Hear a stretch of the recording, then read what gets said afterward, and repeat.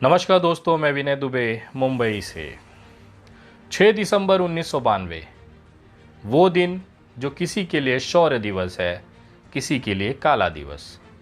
लेकिन इस दोनों दिवसों के बीच में कहीं ना कहीं अगर एक चीज़ गुम है तो वो है इंसानियत। मैं बात कर रहा हूँ आज बाबरी विध्वंस कांड, अयोध्या जन्मभूमि विवाद को लेकर। कोर्ट ने ऑलरेडी आदेश दे चुका है, भव्य मंदिर की तैयारी हो रही है। 6 दिसंबर 1992 का वो दिन जिस दिन लाल कृष्ण आडवाणी के नेतृत्व में हजारों करोड़ों लोगों का एक समुद्र अयोध्या जन्मभूमि पहुंचता है। बाबरी मस्जिद के गुंबदों पर चढ़कर जय श्री राम के नारों के साथ उस मस्जिद को जमींदोज कर दिया जाता है। अदालत में बैठे जज साहबों ने फैसला दे दिया कि वहां पर भव्य राम मंदिर बनेगा। लेकिन एक सनातन धर्म का ब्राह्मण लड़का होने के नाते मुझे एक सवाल, एक उलझन मेरे दिल में है। वो उलझन ये है कि क्या मेरे प्रभु श्री राम जो मर्यादा पुरुषोत्तम हैं, कृपालु हैं, दीन दयालु हैं, इन हजारों लोगों की लाशों पर बन रहे भव्य मंदिर के सिंहासन पर बैठ पाएंगे? क्या उनका हृदय इस बात की गवाही देगा कि इतने लोगों की लाशों पर बनने वाले इस मंदिर में वो बैठकर हमारे जो भक्त हैं उनको आशीर्वाद देंगे? क्योंकि जब बचपन में मैं प्रभु श्री राम को जानता था, वो प्रभु श्री राम आज के मेरे प्रभु श्री राम से एकदम अलग क्यों हैं? जब बचपन में मेरे दादा मुझे रामायण बिठाकर जब समझाते थे, मुझे एक वाकया उसमें याद है।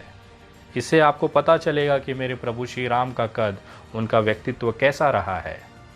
जब रावण माता सीता को हरते हुए अपने पुष्पक विमान से लंका की तरफ बढ़ रहा था, तो जटायु नाम के एक पक्षी ने उनका रास्ता रोका। माता सीता की रक्षा के लिए रावण से लड़ा। रावण ने अपनी तलवार से जटायु के दोनों पर काट दिए। जटायु लहूलुहान होकर जमीन पर गिर पड़ा। बहुत दिनों बाद जब प्रभु श्री राम उस रास्ते से गुजरे, जटायु से उनकी मुलाकात हुई। जटायु ने पूरा हाल उन्हें बताया और प्रभु श्री राम के आंखों में आंसू थे। वो प्रभु श्री राम जो कृपालु हैं, दीन दयालु हैं, जिनको एक पक्षी के शरीर से निकलते हुए खून के एक बूंद की तड़प को महसूस कर लिया। हजारों लोगों की लाशों पर बन रहे इस भव्य मंदिर को क्या वो महसूस नहीं कर सकते? एक पक्षी जो मांस खाता है, जटायु जिन्होंने माता सीता की रक्षा के लिए अपने प्राणों की आहुति दे दी, उस पक्षी के लिए भी प्रभु श्री राम के अंदर इतनी करुणा थी, इतनी माया था कि उनके आंखों से आंसू निकल गए। जो साक्षात भगवान के अवतार रहे हैं, वो एक पक्षी के लिए रो रहे थे। अपने हाथों से जटायु का अंतिम संस्कार किया, जिस अंतिम संस्कार के लिए बड़े बड़े योगी तपस्या कर कर भी वो सौभाग्य न पा सके, जटायु अपने खून के बलिदान से वो सौभाग्य प्रभु श्री राम के हाथों से पाए। मैं जब उन प्रभु श्री राम को देखता हूँ और आज के भारतीय जनता पार्टी के प्रभु श्री राम से जब मैं रूबरू होता हूँ, तो बहुत उलझन होती है। क्या वाकई में भारतीय जनता पार्टी के द्वारा बनाए गए प्रभु श्री राम का व्यक्तित्व इतना छोटा है कि हजारों लोगों की लाशों पर भी उनके आंखों में आंसू नहीं आए? उस लाशों को जिन्होंने अपने हाथों से उन्होंने बनाया, इस ब्रह्मांड को, इस सृष्टि को बनाने वालों में प्रभु श्री राम का उतना ही योगदान है जितना हमारे 33 कोटि भगवानों का है। आज वो मर्यादा पुरुषोत्तम बन के हमारे दिलों में बसते हैं क्योंकि उन्होंने वैसा जीवन जिया, उदाहरण दिया, मानवता को बनाया, इंसानियत को बचाने का उदाहरण दिया। उनकी सेना में वानर थे, रीछ थे, जटायु के भाई संपाति थे।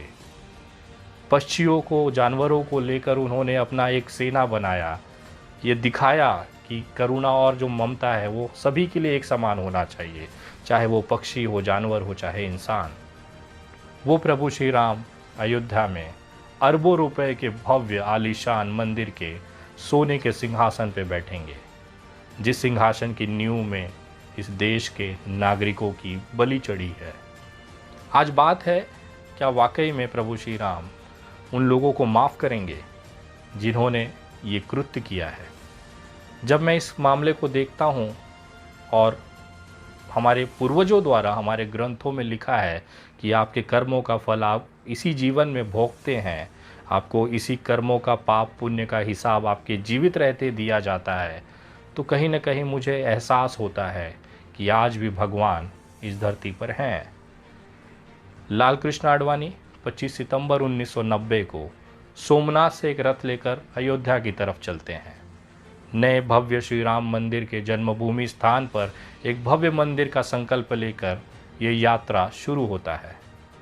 बिहार के समस्तीपुर में लालू प्रसाद यादव इस यात्रा को रोक लेते हैं।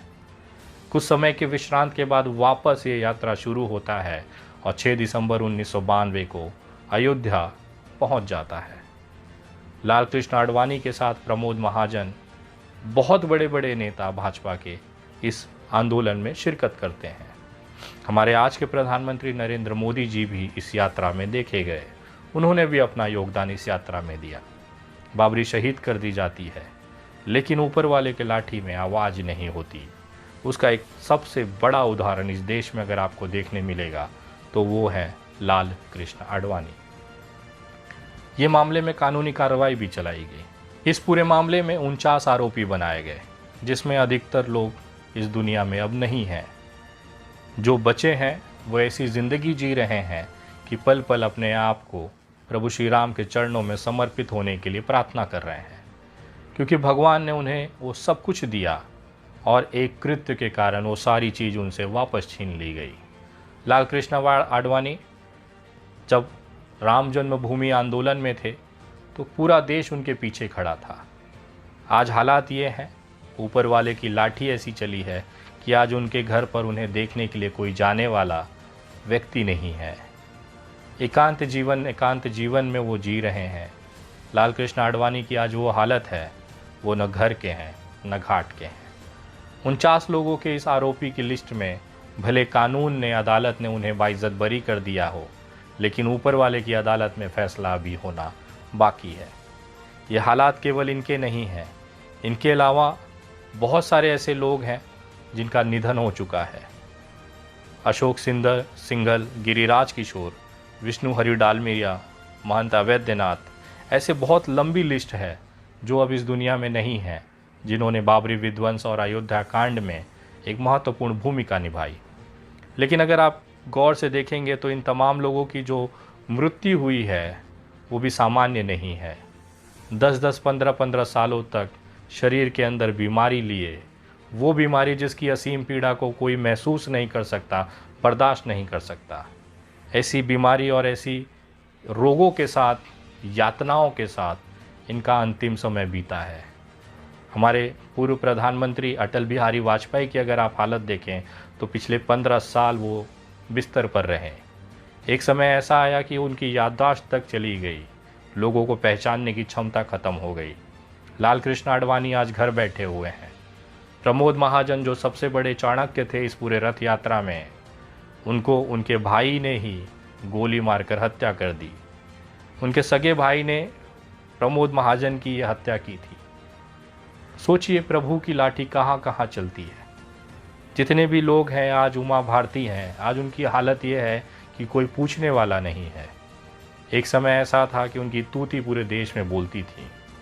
आज वो अपने ही पार्टी के अंदर ऐसे बगल में बिठा दी गई हैं जिनका कोई वजूद नहीं बनता है। मुरली मनोहर जोशी, हिंदुत्व का वो नाम जो अपने आप में एक चमकते हुए सूर्य की तरह था। बनारस जहाँ से हमारे प्रधानमंत्री नरेंद्र मोदी जी चुनकर आते हैं, वो गढ़ हुआ करता था मुरली मनोहर जोशी का। लोगों ने ये मान लिया था कि जब तक मुरली मनोहर जोशी की सांसें चलेंगी बनारस उनका है। लेकिन आज हालात ये हैं कि 548 संसदीय क्षेत्र के इस पूरे भारत में मुरली मनोहर जोशी के लिए एक सीट नहीं मिल पा रही है जहां से वो चुनाव लड़के संसद जा सकें। पार्टी में वो हालत है कि कोई पूछने वाला नहीं है। साइडलाइन इस कदर कर दिए गए हैं कि आज भी इनका बंगला जो है वो वीराना है। किसी समय करोड़ों लोगों के हृदय सम्राट हुआ करते थे लाल कृष्ण आडवाणी, मुरली मनोहर जोशी, प्रमोद महाजन, उमा भारती, अटल बिहारी वाजपेयी। ऊपर वाले की लाठी चली। क्योंकि मेरे प्रभु श्री राम इंसानियत को मारने वाले को कभी भी कबूल नहीं करेंगे, कभी भी उनका सम्मान मंजूर नहीं करेंगे। बहुत सारे उदाहरण हैं। अधिकांश लोग जिनकी मृत्यु हुई है, उनकी जो बीमारियां अगर आप गूगल पर सर्च करेंगे तो लगभग 90% लोगों को सांस की बीमारियों की वजह से मिला है।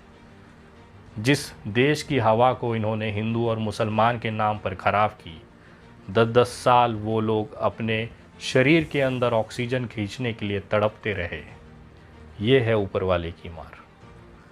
मैं किसी के लिए गलत विचार नहीं रखता। मैं भगवान से प्रार्थना करता हूँ कि सभी को सुखी रखे, संपन्न रखे, स्वस्थ रखे। लाल कृष्ण आडवाणी सहित तमाम जो जीवित नेता हैं उनको भगवान हमेशा तंदुरुस्त रखे, उनको मेरी भी उम्र दे दे। लेकिन जो भगवान ने इनके साथ किया है वो इनके कर्मों का ही फल है। और शायद यही कारण है कि हज़ारों करोड़ों लोगों के आंखों से निकले हुए आंसू को आज भी ये भरपाई कर रहे हैं। ये सारी चीज़ें देखने के बाद मुझे कहीं ना कहीं यकीन हो जाता है कि भगवान आज भी है।